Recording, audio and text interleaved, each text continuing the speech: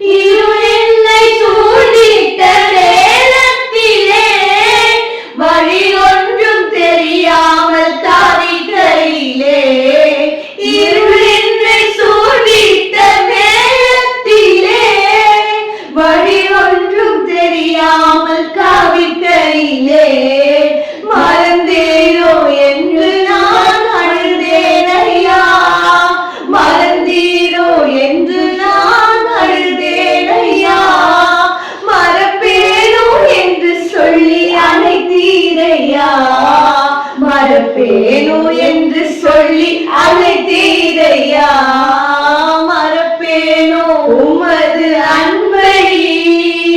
நான், மறப்பேனோ உமது அன்பை,